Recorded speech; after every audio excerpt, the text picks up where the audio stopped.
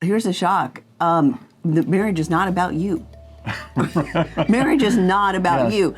And all of you, if you got married and you stood before, a pastor or a priest or whatever it was and did your vows and all that, you committed to this person.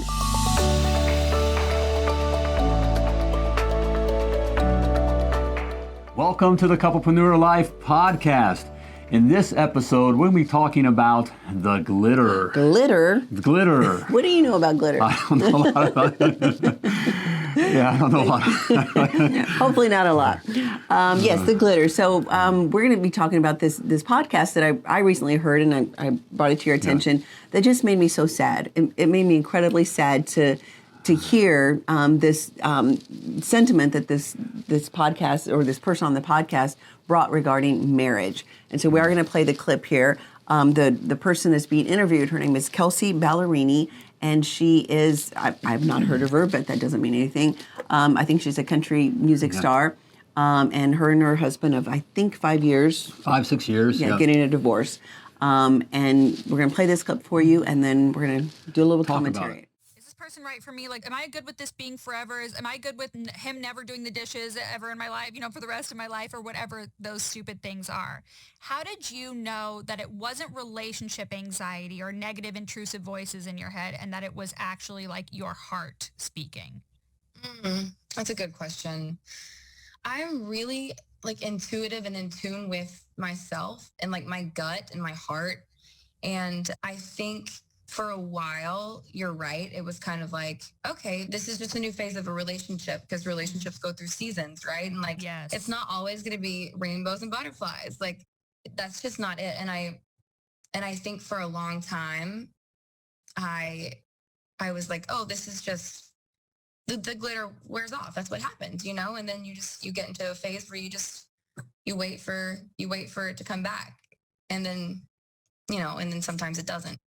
But at the end of the day, it is such a disservice and a dishonoring of yourself if you know something is not right and you stay. But your life is so loud. You have so much going on all the time. I think when people hear about couples counseling, then they hear about a couple getting divorced, they're like, oh, it didn't work.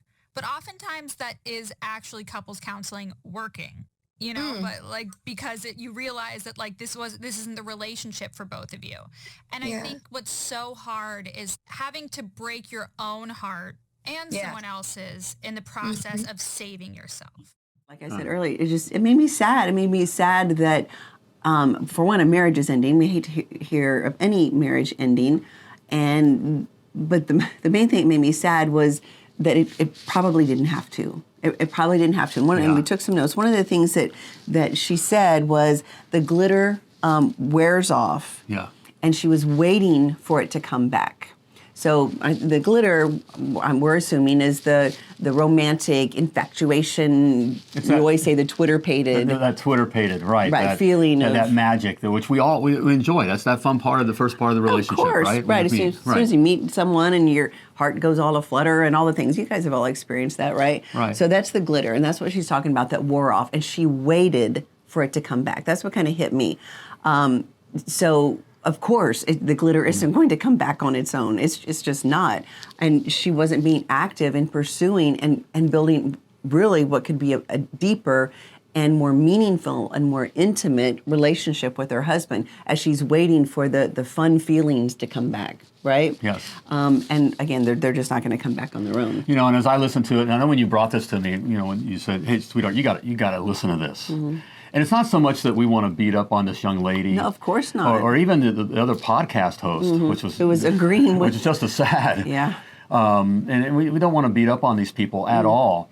But it is sad. It makes a statement of really what, it's one of the major reasons why, 40 to 50% of all marriages fail. It's because of this. And what I saw, what kind of felt, not only just sad, but I did feel a little, stir here. Just the selfishness. Right. What were the terms you wrote down as we were talking here? Dishonoring. And it was dishonoring and a disservice to myself. To yourself. Right. Because I'm just not happy. Right. Right. To stay in a relationship where I'm just not happy. Now, hear me out. I want to say this part. on, if you're in a relationship and there's physical abuse going on, right, or mental abuse, and mental, there's abuse. heavy stuff like that. We're not for of course staying not. in that kind of relationship. Of course not. But we're just simply talking here, and this is the virus that's affecting marriages. Yes. Of this attitude of, well, everything should be all magical, and I should be happy, and I should be totally satisfied myself 100% of the time. Right. And my spouse should be the one making me happy. He's not making me happy. That's the thing. You know what? Right. Here's a shock. The marriage is not about you. Marriage is not about you. And all of you, if you got married and you stood before, a pastor or a priest or whatever it was and did your vows and all that, you committed to this person. And also a biblical marriage is where a man leaves his mother and his father and he cleaves to his wife, and the two shall become one. Yes. It doesn't say that there's two separate people now living life together. That is not what marriage is. A marriage is two people, a man and a woman coming together and becoming one intellectually, spiritually, emotionally, physically, in all the ways. Financially, all of it, right? And so that's obviously what didn't happen with this marriage, sadly. Well, and she made a choice, a conscious choice of, I don't want this anymore. She made the choice that the glitter is not going to be there. But she was kind of waiting for it to fall from the sky waiting again. for things to happen. But it goes back to that, this choice. A marriage is a personal responsibility. We take on this responsibility, personal responsibility of being responsible to the other person. Right. And it's not just about you, especially if there's kids involved. But marriage is coming together of two totally separate people to become one, to fulfill the call that God has on your life. That's what marriage is about. And the other thing that she said, I think it was the interviewer. There's so much. There was a lot, sadly. The interviewer said sometimes couples counseling works when you realize that the relationship just isn't for you. Again, just isn't for you. Right. And in air quotes. Right. You go to any counselor that their first thing is, maybe you guys shouldn't be together. You either run from that counselor. Yes, agreed. In fact, you should get all their money back. Your money back. Right, that kind of thing. If you're around friends and family, and you're going through difficulty in your marriage, and you're around people and saying, well, maybe there's someone else out there. Maybe you should just leave. Those people aren't your friends. They're not. You need to run away from those people. They're not speaking truth in life into your marriage. And again, like you said, not every marriage. If there's any abuse, of course, that's a totally different thing. We come at it from our experience as well. As we said I think in one of our earlier podcasts, that we were separated for around year 3 of our marriage and hated each other, hated each other, and we had to make a choice that we were going to stay together because we were both being selfish. We were totally selfish. I wanted what I wanted. You wanted what you wanted, right? And we were not coming together at all. And so that was selfish on both of our parts. So we had to make a decision, an intentional, active decision that we were going to do everything we could to save our marriage. And not because we realized we were in love or the glitter had come back. Right. In fact, far from it. glitter didn't come back for some time. Yeah, it's over a year. It took a while for us to really start to even like each other again. But here's the thing. We can look back during that very difficult time, and it was difficult, the time we were separated and the year before that of just the fighting and just the constant struggle. Yeah. Now, 27 plus years later, we can look back and say, it was worth it. It was worth going through all the hard work. It was worth the tears and the struggle. It was worth it because now we've got, again, 27 years under our belt of a marriage that gets better every year because we committed to it. We made an active, intentional decision to love each other and be committed to the marriage. Right. And today, the glitter is blinding. Well, that's good. The glitter is blinding because, I look at, I look at from my point of view, because the selfishness thing is always there. Especially as we're humans, right? Right. You got the humans. It's selfish, and then you throw if you're a couplepreneur, you're both you're entrepreneurs, And Type so, A, type maybe. A, so you're pushing, and it is about, I'm going to do this, that kind of a thing. So that thing is always there. But I go back and look, reason it's so glittery today and so magical today, and it doesn't mean that every moment. That's part of maturity too. That's one thing I'm saddened, because this is a grown woman, and we deal with it, as an adult, but it doesn't necessarily mean they're adults up here. I mean, it's very immature thinking. Very immature thinking. And even though it sounds so rational the way they're talking about it, but both of them, the thinking was so immature. But you made a conscious choice back when you hated me, and you had reason. The reason we separate, we've shared this. I had anger issues and could be violent. I mean, you had a reason to leave. Okay. Well, let's be clear. I never hit you. No. But You vocally definitely- and it was emotionally, it wasn't whatever. And so.